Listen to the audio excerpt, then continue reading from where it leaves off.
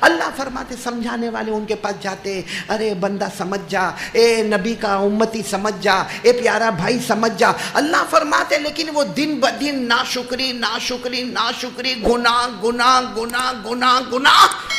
اللہ فرماتے پھر میں دو عذاب بھیجتا ہوں، ایک غریبوں پر اور ایک امیروں پر۔ غریبوں پر عذاب آتا ہے بھوک کا عذاب، یعنی ان کے گھر میں کھانا نہیں ہوتا۔ آپ نے دیکھا ہوگا رمضان میں، رمضان کے بعد پہلے لاک ڈاؤن میں، دوسرے لاک ڈاؤن میں کوئی اناج کی کٹ بانٹ رہا ہے، کوئی تیل کا ڈبہ دے رہا ہے، کوئی چاول دے رہا ہے، کوئی گیہوں دے رہا ہے۔ ارے غریبوں کی لائن لگی ہے، مرد بھی ہے، عورتیں بھی ہے، بچے بھی ہے، بچیاں بھی ہے، اور سب سر پہ گونی اٹھا اٹھا کے جا رہے، اور فلاں آدمی نے 70 کٹیں دے دی، اور فلاں آدمی نے 200 کٹیں دے دی، اور فلاں مولانا گئے تو 500 کٹوں کا اعلان کیا۔ اللہ کہتا ہے یہ غریبوں کا عذاب ہے کہ میں ان کو بھکاری بناتا ہوں، اور امیروں کو عذاب دیتا ہوں، ان کو کھانے پینے کا عذاب نہیں ہوتا، ان کو ڈر ڈالتا ہوں، ڈر ڈر، ہمیشہ فکر میں مر جاؤں گا، مر جاؤں گا، مر جاؤں گا، میری زمین کا کیا ہوگا، میری پراپرٹی کا کیا ہوگا۔ کوئی بازو میں زور سے تو جانے آ گیا تیرا، میرے کو کورونا آ جائے گا۔ تو اللہ فرماتے غریبوں کو بھوک کا عذاب دیتا ہوں اور امیروں کو ڈر۔ بتاؤ ڈر لگتا کہ نہیں لگتا؟ جہاں ڈمن میں ایک جنازہ اٹھا، گیا گیا وہ گیا، اور پھر خبر ملی 2 گھنٹے کے بعد دوسرا، تو گھر میں آ جاتا چپ چاپ، کہیں میرا ٹائم تو نہیں آ گیا۔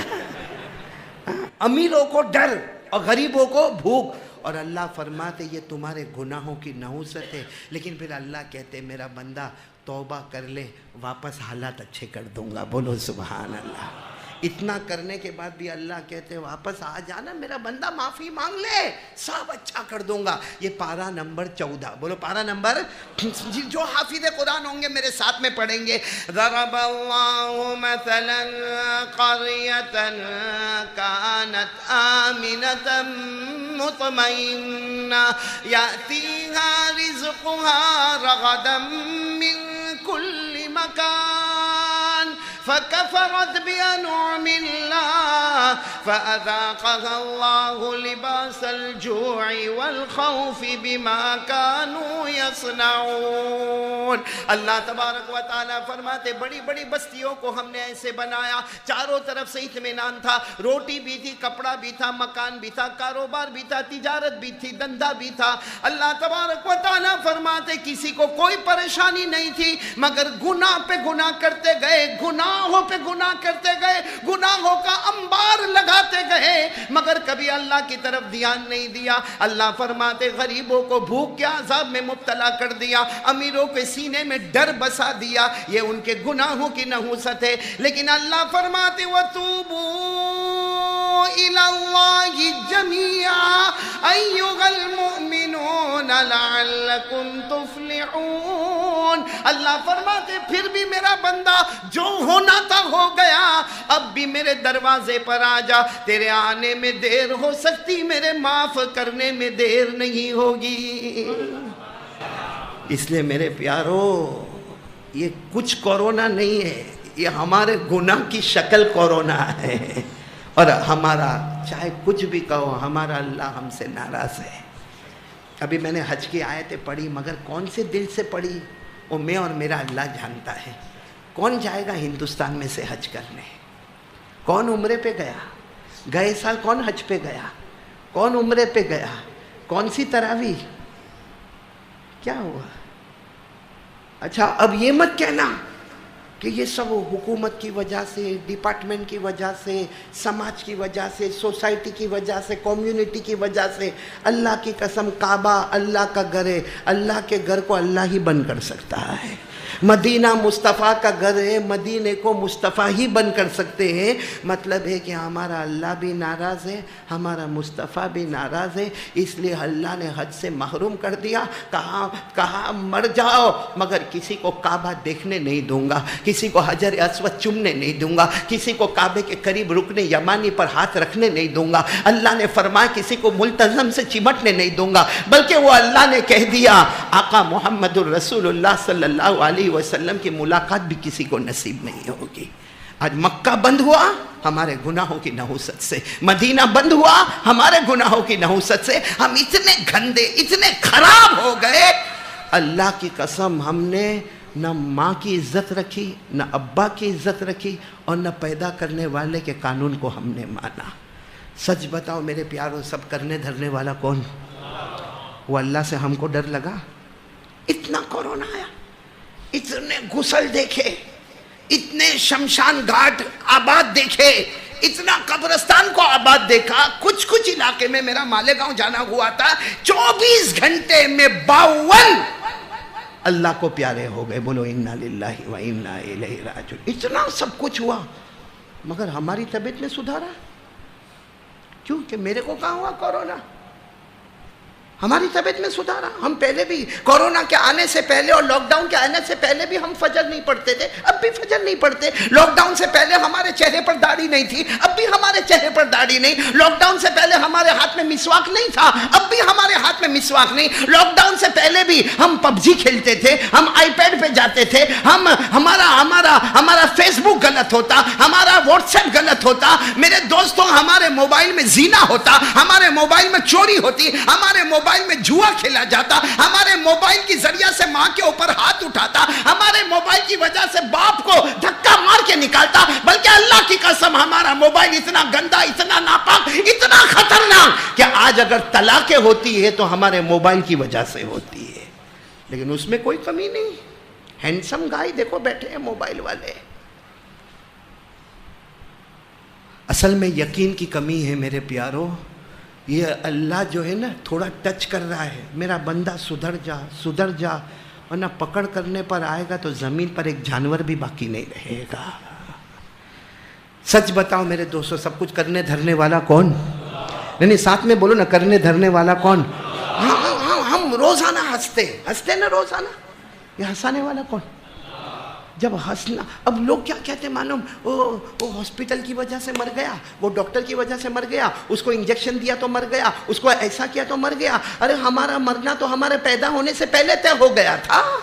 موت اور زندگی تو اللہ طے کرتا۔ جب ہنسانے والا اللہ، رلانے والا اللہ، تو اتنا بڑا معاملہ موت اور زندگی اللہ کسی اور کے ہاتھ میں دے گا؟ اللہ نے 27ویں پارے میں فرمایا، میرے ساتھ میں پڑھیں گے جو حافظ قرآن ہوں گے، وَأَنَّهُ هُوَ أَضْحَكَ وَأَبْكَى وَأَنَّهُ هُوَ أَمَاتَ وَأَحْيَا وَأَنَّهُ خَلَقَ الزَّوْجَيْنِ الذَّكَرَ وَالْأُنثَى مِن نُطْفَةٍ إِذَا تُمْنَىٰ۔ پورا مجمع بولے گا ہنسانے والا کون؟ بولو اللہ ہی۔ رلانے والا کون؟ اللہ ہی۔ جب ہنسانا رلانا اللہ کا کام ہے تو اتنی بڑی موت اور اتنی بڑی زندگی دینے والا کون؟ آپ کو یہ حج کے موسم سے ایک بہت اچھی بات بتاؤں۔ ویسا میرے کو ٹائم بہت کم دیا، میرے کو بولا 9 بجے تو میرے کو اذان دینے کھڑے ہونے کا ہے۔ بولے وہ مؤذن کی جو تنخواہ ہے نا وہ قاری احمد علی آپ لے کے جانا۔ آج کل علماء کو تنخواہیں ملتی نہیں ہے، بڑے پریشان ہیں بھائی۔ دعا کرو کہ اللہ تعالیٰ یہ حالات سے ہماری حفاظت فرمائے۔ اے پورا مجمع ڈمن والا بولے گا کہ حضرت جنید بغدادی کا نام سنا؟ کوئی بہت بڑا لوجک والا سوال پوچھا تو تھوڑے لوگ یوں کہتے باقی یوں بیٹھا، کیا ہوا بھائی؟ ایسا تھوبڑا لٹکا کے کائے کو بیٹھنے کا؟ سنا حضرت جنید بغدادی؟ یہ اصل میں گھر میں بیوی کا پریشان، باہر بھی پریشان۔ ابھی میرے کو ایک ملا مولانا یوسف، میرے کو ایک ملا، میرے کو کہتا ہے مولانا اسلام میں شادی کتنی کر سکتے ہیں؟ میں نے کہا 4۔ دیکھو کیسے موڈ میں آ گئے آپ لوگ۔ تو میرے کو کہتے ہیں مولانا آپ شروع کرو نا۔ میرے کو کہتا ہے یوسف بھائی آپ شروع کرو، یہ بیان والے شروع کریں گے تو پھر مجمع بھی شروع کرے گا۔ میں نے کہا بھائی 52 سال عمر ہو گئی، ایک کو جھیلا اور کو جھیلنے کی طاقت۔ تو میں کو کہتا ہے نہیں مولانا آپ کو، میں بولا اچانک لیکن میرے اوپر کائے کو ٹوٹ پڑا تو کیا ہوا؟ تو کہتا ہے نہیں مولانا میرے کو میرے سوال کا جواب دو، جب 4 شادی کر سکتے، میں کو کہا شادی میں حروف کتنے؟ شادی حروف کتنے؟ بولتے جاؤ نا، شادی میں حروف کتنے؟ 4۔ تو کہا دیکھو شادی میں بھی 4 حروف، نکاح میں 4، پتنی میں 4، وائف میں 4۔ پھر مجھے کہا عربی میں بیوی کو زوجتن، کتنے حروف؟ 4۔ اور شادی میں عورتوں کا معاملہ ہوتا تو نساءن، کتنے حروف؟ 4. تو مجھے کہا، اس نے کہنے لگا مجھے کہ دیکھو بیوی میں کتنے حروف؟ 4. دلہن میں کتنے حروف؟ 4. مطلب شادی میں 4 حروف، نکاح میں 4 حروف، بیوی میں 4 حروف، دلہن میں 4 حروف، زوجتن میں 4 حروف، نساؤن میں 4 حروف. اور پھر مجھے کہنے لگا آپ انگوٹھا ہٹا دو تو انگلیاں کتنی دونوں ہاتھ میں؟ 4. پھر مجھے کہا سائنس والوں نے کہا ہے کہ ہم کو جو اللہ نے ہاتھ دیا ہے نا، وہ ہاتھ میں 4 کھانے بنائے، یعنی ہر کھانے میں ایک بیوی. اب اس نے اتنا بولا نا کہ نکاح میں 4 حروف نے، شادی میں بھی 4 حروف نے، پتنی میں بھی 4 حروف نے، وائف میں بھی 4 حروف نے، زوجتن میں بھی 4 حروف نے، بیوی میں بھی 4 حروف نے، دلہن میں بھی 4 حروف نے، انگلیاں بھی کتنی؟ 4 نے، سینے میں کھانے بھی کتنے؟ میں نے کہا بھائی سوچوں گا. ابھی تو جا، ٹینشن ہو گیا. اچھا وہ تھوڑا گیا نا، مولوی لوگ کو چھیڑنے کا نہیں، میرے کو فوراً یاد ہے. میں نے کہا ادھر میں نے کہا 4 حروف ہے، میں سب میں 4 حروف. ہاں 4 حروف ہے، مطلب ہے کہ 4 شادی کرنے کا. میں نے کہا جوتے میں بھی 4 حروف. نہیں سمجھے آپ لوگ؟ ڈنڈے میں بھی 4 حروف، اور عورت کے ہاتھ میں جو بیلن ہوتا ہے نا، بیلن میں بھی 4 حروف. گیا گردن جھکا کے چلا گیا. تو آپ لوگ ویسے تو نہیں آئے ہو نا پریشان ہو کر؟ تو ذرا ہمت سے بولو گے نا انشاءاللہ. حضرت جنید بغدادی کا نام سنا؟ ہاں اپنے کمرے میں بیٹھے تھے، اپنے کچھ مریدین کے ساتھ اپنے کمرے میں بیٹھے تھے. کوئی زور زور سے دروازہ کھٹکھٹا رہا ہے، ٹھک ٹھک ٹھک ٹھک ٹھک ٹھک، کوئی زور سے. حضرت جنید بغدادی گھبرا گئے کہ کون ہے جو اس طریقے کا دروازہ کھٹکھٹاتا. فوراً کہا کہ اٹھو اٹھو، اور خود بھی اٹھے اور دروازہ کھولا. دروازہ کھولا تو ماشاءاللہ ایک خوبصورت جوان ہے، لیکن پورا پسینے میں شرابور ہے، اور یہاں سے یہاں تک کا کپڑا پہنا ہے، اور چہرے سے لگتا ہے کہ بھوکا ہے، پیاسا ہے، پریشان ہے. حضرت جنید بغدادی سمجھ گیا، السلام علیکم. وعلیکم السلام. آؤ آؤ بیٹا، آ جاؤ آ جاؤ آ جاؤ، ہمارے فقیر کے دروازے پر آ جاؤ، جو بھی کھانا ہوگا کھا لو، جو پانی ہے پی لو. تو وہ آئے اندر، کہا میرے کو کھانا نہیں کھانا ہے، بھوک بھلے لگی لیکن میں آپ کے پاس کھانے کے واسطے نہیں آیا. تو کہا بیٹا پانی وانی پی لے، کچھ ٹھنڈا شربت پی لے. کہا نہیں اس کے لیے بھی نہیں آیا. تو کہا کیوں آیا کیوں بیٹا؟ اتنا زور زور سے دروازہ ٹھک ٹھک ٹھک کھٹکھٹایا اور آئے، اور تمہارے کپڑے کے بھی ٹھکانے نہیں، تمہارے چہرے سے بھوک، پریشان نظر آتے ہو، کیا معاملہ؟ تو کہا میرے کو حج کو جانا ہے. کہاں جانا ہے؟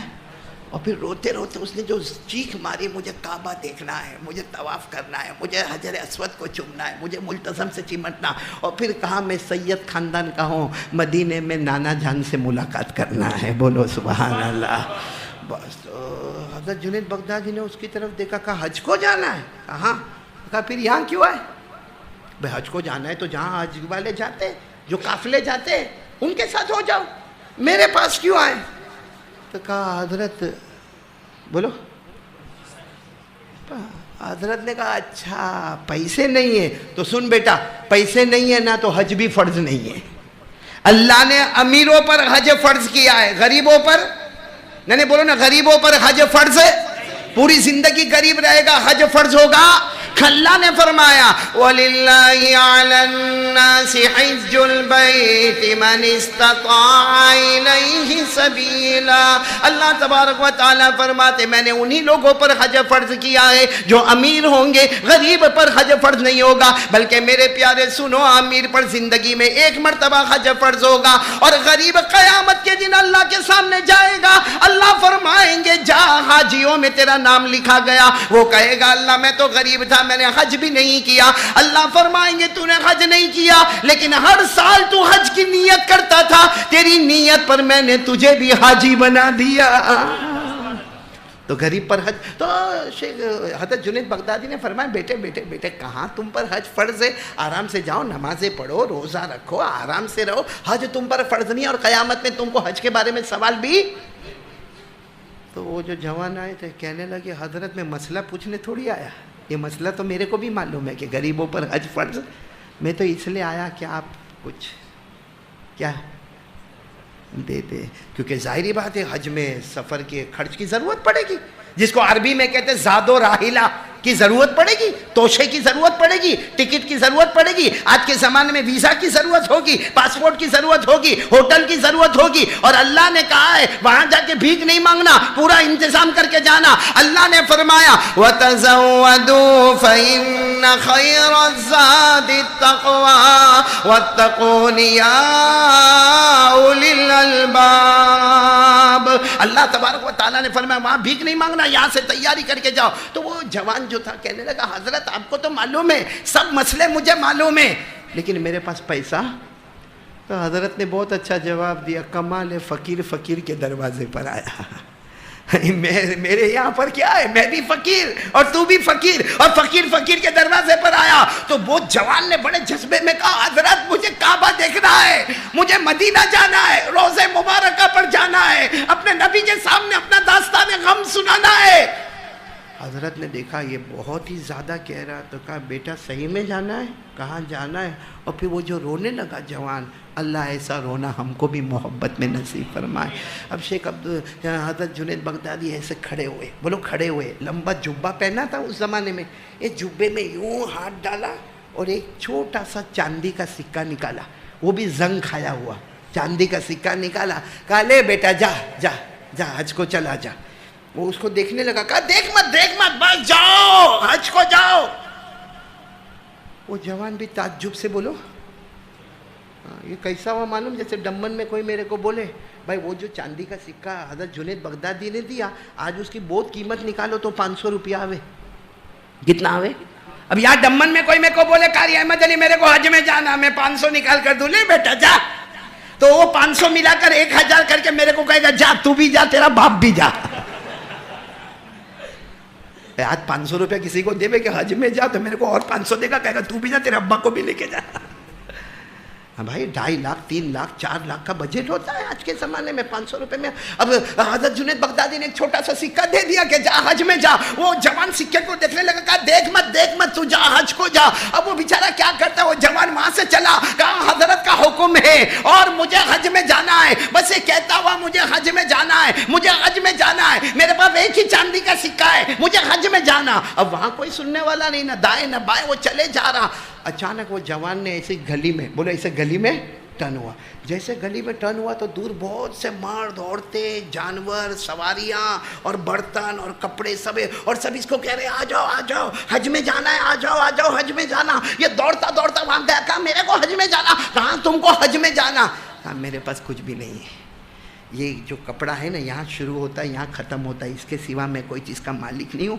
اور پھر روتے کا 2 دن سے کھانا بھی نہیں کھایا ہوں، اور ایک سکہ میرے پاس ہے جو حضرت جنید بغدادی نے دیا ہے، باقی میرے پاس. تو سب نے کہا وہ جنازہ دیکھو. تو اس نے دیکھا ایک جنازہ رکھا ہوا ہے. کہا یہ ہمارے بغداد کا سب سے بڑا امیر آدمی، کروڑوں ابجو پتی آدمی، اور اس کا آگے پیچھے کوئی نہیں، یعنی اس کا نہ باپ نہ دادا نہ پڑ دادا نہ سکر دادا، اور اس کا نیچے بھی کوئی نہیں، بیٹا پوتا پر پوتا کوئی نہیں. یہ ابھی تھوڑی دیر پہلے 1 گھنٹہ پہلے اس کا انتقال ہوا ہے. ہم نے غسل دیا ہے اور ہم نے اس کے جنازے کو تیار کیا ہے اور ہم نے جنازے کی نماز پڑھی ہے. اس نے وصیت کیا تھا کہ میرے پاس جتنی زمین ہے، جتنا کاروبار ہے، جتنی پراپرٹی ہے، جتنی جائیداد ہے اور جتنے جانور ہیں اور جتنے گھر ہے، میرا آگے پیچھے کوئی نہیں، جو یہ گلی میں پہلا داخل ہو اس کو میری سب چیزوں کا مالک بنا دینا. مطلب یہ تو سیکنڈوں میں مالدار بن گیا. اس نے کہا کہ لیکن میرے کو تو ایک اونٹ چاہیے. اونٹ کا 100 اونٹ وہاں کھڑے، لے لو جو چاہیے اس میں سے. احرام کے کپڑے وہاں رکھے. وہ جلدی غسل کیے، ایک احرام کا کپڑا لیا، ایک اونٹ کو لیا، اور وہ دفن کفن کا معاملہ ہو گیا. اور اس کے بعد میں وہ قافلہ چلا، بولو سبحان اللہ. وہ قافلہ چلا اور ایک آواز آئی، لبیک اللہم لبیک لبیک لا شریک لک لبیک ان الحمد والنعمت لک والملک لا شریک لک. میرے پیارو یہ قافلہ گیا، مکہ مکرمہ پہنچ گیا، بولو سبحان اللہ. اور سارے حاجی جو بغداد کے تھے وہ کہے کہ ہم نے اس جوان کو دیکھا، یہ 2 ہی کام کرے، یا تو ہماری خدمت کرے یا کعبے کے پاس جا کے عبادت کرے. 2 ہی کام، خدمت عبادت. سارا مجمع اس جوان سے اتنا خوش، کہتے وہ ملتزم کو چمٹ کر ایسا مانگے جیسا معلوم نہیں کتنا بڑا گنہگار ہو، کتنا بڑا پاپی ہو، کتنا بڑا مجرم ہو، اور طواف پہ طواف کرے، پھر ہمارے پاس آ کے ہماری خدمت کرے، پھر کعبے کے پاس جائے. کہا ہم نے کبھی اس کو سوتے ہوئے نہیں دیکھا، بس عبادت خدمت. بولو عبادت. کہتے پھر ہم مدینہ گئے، اور مدینے میں یہ روضہ مبارکہ پہ جا کے جو رویا ہے، اپنے نانا جان کے سامنے جو رویا ہے، اور جو داستان غم سنائی ہے، اور ہمارے نبی صلی اللہ علیہ وسلم کی جو تعریف کی ہے، کہا پورا مجمع جو وہاں تھا وہ چیخ مار کے رونے لگا. کہتے خیر الحمدللہ. بولو حج مکمل ہو گیا. دعا کرو کہ اللہ ہم کو بھی حج نصیب فرمائے، کیونکہ حج ہو جاتا ہے ہاں حج ہو جاتا ہے، آپ کو معلوم ہے فرشتے آتے ہیں، بولو فرشتہ، اور ہمارے کندھے پہ یوں ہاتھ مارتا ہے اور آ کر کہتے ہیں جا، ایسا ہو گیا جیسے ماں کے پیٹ سے ابھی نکلا، تیرا کوئی گناہ باقی نہیں ہے۔ ہمارے نبی نے فرمایا، پڑھو نا، قال رسول اللہ صلی اللہ علیہ وسلم من حج للہ فلم یرفث ولم یفسق رجع کیوم ولدتہ امہ۔ ہمارے آقا بولو محمد الرسول اللہ صلی اللہ علیہ وسلم نے فرمایا، جو اللہ کے واسطے حج کرے اور حج میں کوئی گناہ نہ کرے، نہ چھوٹا گناہ کرے نہ بڑا گناہ کرے، ہمارے نبی فرماتے جب حج ہو جائے گا ایسا ہوگا جیسے ماں نے ابھی جنا ہے، اس کے نامہ اعمال میں کوئی گناہ نہیں ہوگا۔ اب یہ لوگ سب حج کر کے واپس اسی پوائنٹ پر آ گئے۔ کون سی پوائنٹ؟ بغداد، جہاں سے سب الگ ہوئے تھے۔ اس زمانے میں رواج تھا، وہی پوائنٹ پر آوے، سب ایک دوسرے کے گلے لگے، معانقہ کرے موسیٰ۔ اب سب لوگ ایک جوان کے گلے لگے اور اتنی دعا دیوے کہ تو بہت پیارا ہے، کتنا پیارا تو نے حج کیا۔ اچھا اس میں کچھ لوگ ایسے تھے جو ہر سال حج میں جاتے تھے، کہنے لگے کہ ہم نے اتنے حج کیے مگر تیرے جیسا حج ہم نے کرتے ہوئے کسی کو۔ خیر وہ جوان نے کہا کہ ٹھیک ہے میں جا رہا ہوں، میرا کام بھی ہو گیا۔ سب نے کہا کہاں جا رہے ہو؟ اس زمانے میں آج کل ہمارے پاس وہ ڈاکیومنٹس ہوتے نا، اس زمانے میں ایسے چمڑے کے بڑے بڑے دستاویز ہوتے تھے، وہ کئی اونٹ بھرے ہوئے تھے دستاویز کے۔ کہا یہ سب تیرا، یہ اونٹ بھی تیرے، یہ زمین بھی تیری، اور کہاں سے کہاں تک کی زمین تیری، اور باغ بھی تیرے، اور کھیت بھی تیرے، اور گھر بھی تیرے، اور بنگلے بھی تیرے، اور جائیداد بھی تیری، اور پراپرٹی بھی تیری۔ تو اس جوان نے کہا لیکن میرے کو یہ سب نہیں چاہیے۔ تو بغداد والوں نے کہا ہم کو بھی نہیں چاہیے، ہم کو بھی قیامت میں جواب نہیں دینے کا ہے، لے یہ تیرے کو دے دیا، تو تیرے حوالے سب۔ ہاں اگر وہاں بغداد میں ہم ڈمن والے ہوتے تو اتنا اچھا ملاقات کرتے، ٹھیک ہے کوئی بات نہیں، آپ کو نہیں چاہیے کوئی بات نہیں، آپ چلے جائیں۔ لیکن وہاں کے لوگ ایسے تھے تقوی والے، ہم نہیں لیں گے، ہم کو کوئی اجازت نہیں ہے، وہ مرنے والے نے وصیت تمہارے واسطے کی ہے، ہم لیں گے تو قیامت میں نبی کو جواب کیا دیں گے؟ یہ زمین کا جواب دینے کا، یہ گھوڑے کا جواب دینے کا، یہ اونٹوں کا جواب دینے کا، یہ کھچر کا جواب دینے کا، یہ جانوروں کا جواب دینے کا، سب چلے گئے اور اس کو سب اونٹ اور سب دستاویز دے دیے۔ یہ جوان بہت دیر تک کھڑے رہے، روتے رہے اللہ کے سامنے۔ پھر خیال آیا چلو جنید بغدادی کے دروازے پر، وہیں سے نکلے تھے نا، تو وہیں جا کے دروازہ دھیرے دھیرے اب بہت ڈسپلن کے ساتھ دروازہ کٹکھٹایا۔ جیسے دروازہ کھلا حضرت جنید بغدادی سامنے ہے۔ دیکھو اللہ کے ولی قلندر ہرچے گوید دیدہ گوید، اللہ کے ولی جب بولتے ہیں نا تو جیسے بہت کچھ دیکھ کر بولتے۔ حضرت جنید بغدادی گیا السلام علیکم ورحمۃ اللہ وبرکاتہ اور کہا ذنب مغفور سعی مشکور حج مبرور۔ کہا آ جاؤ جوان، اور حضرت جنید بغدادی کی زبان سے نکلا کیا بتاؤ؟ خواب میں میرے نبی نے مجھے بتایا تیرے حج کی وجہ سے اللہ نے سارے حاجیوں کے حج کو قبول کر لیا۔ وہ بھی بڑے خوش ہو گئے، آئے کھجور زمزم کا پانی۔ حضرت جنید بغدادی بھی بہت خوش، ساتھ میں کھانا وانا بھی کھائے۔ پھر اس کے بعد میں یہ کہنے لگے حضرت ایک بات کہوں، آپ ناراض تو نہیں ہوں گے؟ کہا کیا؟ کہ باہر دستاویز رکھے ہیں، گھوڑے جانور رکھے ہیں، اور زمین پراپرٹی جائیداد ملکیت کھیت باغات۔ تو حضرت نے کہا تو کیا کریں؟ کہا حضرت سب آپ کا، حضرت سب آپ کا۔ بس وہ کہتے ہیں نا اللہ والے کا جمال اچھا ہوتا ہے، جلال بھی بڑا عجیب ہوتا ہے۔ حضرت جنید بغدادی گورے تھے ماشاءاللہ، کھلا رنگ تھا، پورا چہرہ سرخ ہو گیا، سرخ گال ایک دم سرخ ہو گئے، اور کہا اٹھو اٹھو جاؤ یہاں سے، تمہارا میرا کوئی تعلق نہیں، جاؤ یہاں۔ کہا حضرت لیکن کیا ہوا؟ کہا 40 سال ہو گئے جس مردود دنیا کو میں ٹھوکر مار کر آیا، جس دنیا پر میں نے لعنت بھیجی، جس دنیا پر اللہ کا غضب اترا، جس دنیا پر اللہ کا عذاب اترا، 40 سال سے جو دنیا کو میں نے ٹھوکر مارا، تو میری خانقاہ کے سامنے دنیا لے کر آیا، تو دستاویز لے کر آیا، تو جانور لے کر آیا، جو دنیا کو میں چھوڑ چکا ہوں، دنیا کو میں نے بہت دور کر دیا، تو لالچ دے کر دنیا کو میرے سامنے لے کر آیا، اٹھ جا یہاں سے، اٹھ جا۔ وہ بیچارہ جوان گھبرائے، اٹھ کے جانے لگے۔ جب جانے لگے تو حضرت جنید بغدادی نے کہا ادھر آؤ، آئے واپس آئے۔ کیا ہوا حضرت؟ وہ سکہ دے دو۔ کیا دے دو؟ یہ پوائنٹ پہ آنا، کیا دے دو؟ وہ جو دیا تھا نا، کہا دے دو۔ تو وہ جوان کہنے لگے حضرت ساری دنیا رکھی ہے باہر، وہ نہیں لے رہے ہو، وہ چاندی کے سکے کو کیا کرو گے آپ؟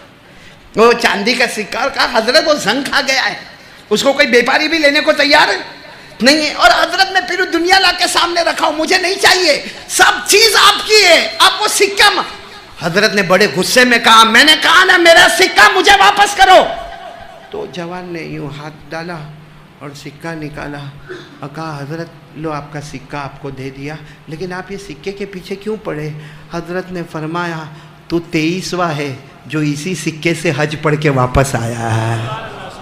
کون سے نمبر والا ہے؟ مطلب تیرے سے پہلے کتنے 22 سالوں سے ایک ایک کو حج میں بھیج رہا ہوں اور یہی سکہ لے کر جاتے, سکہ واپس لے کر آتے. بس وہ جوان نے یہ سنا تو جیسے قریب آ گیا اور آ کے بیٹھ گیا, حضرت اب تو نہیں جاؤں گا, اب تو سکہ مجھے دو گے آپ سب لے لو, آپ چاہے تو میرے کو بھی اپنا نوکر بنا لو نا, غلام بنا لو, میں جو آپ کہیں گے میں کروں گا, لیکن سکہ تو میرے پاس ہوگا. حضرت نے کہا اچھا, اب سننا ڈمن والا, کہا اچھا سکہ یہ چاہیے تجھے, یوں سکہ لیا اور پھینکا, معلوم نہیں کہاں جا کے گرا, پھینک دیا, کہا ختم ہو گیا معاملہ. اور پھر کہا تو نے کیا سمجھا میں نے سکہ دیا اس کی وجہ سے حج ہو گیا؟ سننا جملہ سننا, ہاں, یا اگر میں اپنا کپڑا دیتا اس کی وجہ سے تیرا حج ہو جاتا, یا میں اپنا امامہ دیتا اس کی وجہ سے تیرا حج ہو جاتا, یا میں جوتا دیتا میرا اس کی وجہ سے حج ہو جاتا. بعض حضرت جنید بغدادی نے توحید کا سبق سکھایا, وہ سکہ تو ایک ذریعہ تھا, کمال اس میں نہیں تھا, کمال میرے امامے میں بھی نہیں, کمال میرے کپڑوں میں بھی نہیں, کمال میرے جوتے میں بھی نہیں. کہا جوان کاش تو میرے دل کو پھاڑ کے دیکھا ہوتا, یہ دل میں صرف اللہ کی توحید اور نبی کی محبت اور اللہ کی قسم, اگر یہ دل میں کلمہ پیارا ہو, کلمے کا یقین ہو, توحید ہو, دل میں نبی کی محبت ہو, وہ تو میں نے سکہ دے کر تجھے ایک بہانہ بنایا, ورنہ چاہتا ایک آواز لگاتا تو بغداد سے تیرا دوسرا قدم کعبے تک پہنچ جاتا. اس لئے کمال سکے کا, کمال کس کا ہے؟ یقین لا الہ اور پیارے نبی کی, اور وہ محبت ہمارے پاس. میرے پیارو آپ کو معلوم ہے, ابھی مجھے وہ ہمارے بیٹے شاداب نے بتایا کہ یہ دریائے نیل جو ہے نا مصر میں, دریائے نیل کتنا بڑا ہے؟ دریا نیل کا نام سنا نا, مصر میں 6650 کلومیٹر پر پھیلا ہوا, 6600, کئی ڈمن اس میں سما جاوے, 6650 کلومیٹر پر پھیلا ہوا کیا دریائے نیل ہے. لیکن آپ کو معلوم ہے نا جب مصر کے گورنر کون بنے؟ حضرت عمرو بن عاص, ساتھ میں بولو کون بنے؟ حضرت عمرو بن عاص. اور دریائے نیل کا پانی دھیرے دھیرے کم ہونے لگا, اب اتنا لمبا دریا جو مصر سے چلتا سودان کو ٹچ کرتا, سودان کو ٹچ کر کے افریقہ کی بارڈر پر جاتا اور یورپ تک جاتا, 6650 کلومیٹر کا دریا. جب اس کا پانی کم ہونے لگا تو سارے کے سارے مصر والے گورنر کے پاس آئے. گورنر کون؟ حضرت عمرو بن, اور آ کر کیا کہا, یہ ہر سال ایسا ہوتا ہے, دریا کا پانی کیا ہو جاتا ہے؟ کم ہو جاتا ہے. پھر ہمارے کھیتوں میں بھی پانی نہیں, باغوں میں بھی پانی نہیں, کھانے کے لالے پڑ جاتے, مرنا پڑتا. تو حضرت عمرو بن عاص نے کہا پھر دریا بڑھتے کیسے ہو؟ کہا وہ ایک ہمارا طریقہ ہے, کوئی بھی ایک جوان لڑکی کو لانا پڑتا ہے, اس کو زیوروں میں آراستہ کرنا پڑتا ہے, یعنی اس کو زیور پہنانے پڑتے, پھر اس لڑکی کو اٹھا کر اس کو بھیج دے دیتے, یعنی دریائے نیل کو پھینک دیتے, وہ لڑکی مر جاتی. لیکن جیسے لڑکی مرتی ہے پھر دریائے نیل جوش مارتا ہے, پانی آتا پانی آتا پانی آتا, پھر ہمارا سال اچھا جاتا ہے. پھر 12-13 مہینے کے بعد پھر وہی معاملہ, پانی کم ہو جاتا ہے. پھر کوئی قوم کی ایک لڑکی کو تیار کرو اور اس کو زیورات میں آراستہ کرو, پھر اس کا بھیٹ چلاؤ. ہر سال سالوں سال سے چلا آتا. حضرت عمرو عاص نے فرمایا جو سالوں سال چلتا تھا وہ چلتا, اب نہیں رہے گا. ہدان اللہ الاسلام, اللہ نے ہم کو اسلام دے دیا ہے, اب یہ قانون. لیکن ہوا ایسا ہی, نیل میں پانی نہیں آ رہا. ارے بولو دریا نیل میں پانی, سب روزانہ گورنر کے پاس. پھر بولو گورنر کا نام کیا ہے؟ حضرت عمرو بن عاص. روزانہ گورنر کے پاس, اور گورنر روزانہ کہے قد ہدان اللہ بالاسلام والایمان, اللہ نے ہم کو اسلام اور ایمان دیا. اب کسی لڑکی کی جان کو لینا, یعنی کنواری لڑکی کو لینا, اس کو زیورات پہنانا اور اس کو بھیٹ چڑھانا, یہ کون سا طریقہ ہے؟ مخلوق کی مدد نہیں ہوتی. لیکن پانی کم ہونے لگا. اب تو لوگوں نے یہ فیصلہ کیا کہ گورنر تو ماننے والے ہے نہیں, اس سے اچھا ہم یہ علاقہ چھوڑ کے, سب نے علاقہ چھوڑنے کی کوشش کی. تو حضرت عمرو ابن عاص نے دیکھا کہ اب تو معاملہ بہت گمبھیر ہو گیا ہے، میں اسلام کی بات کر رہا ہوں لیکن یہاں تو نیل میں پانی آتا نہیں ہے. انہوں نے خط لکھا، ڈائریکٹ خط لکھا مدینہ پاک میں. بولو امیر المومنین حضرت عمر رضی اللہ تعالیٰ عنہ، سبحان اللہ بولو. خط لکھا حضرت عمر رضی اللہ تعالیٰ عنہ کو. جیسے یہ پیغام ملا کہ ہر سال دریائے نیل میں ایک کنواری لڑکی کو لایا جاتا ہے اور اس کو کپڑے پہنائے جاتے، اس کو زیورات پہنائے جاتے اور دریائے نیل کو بھیٹ چڑھایا جاتا ہے، اس کے بعد میں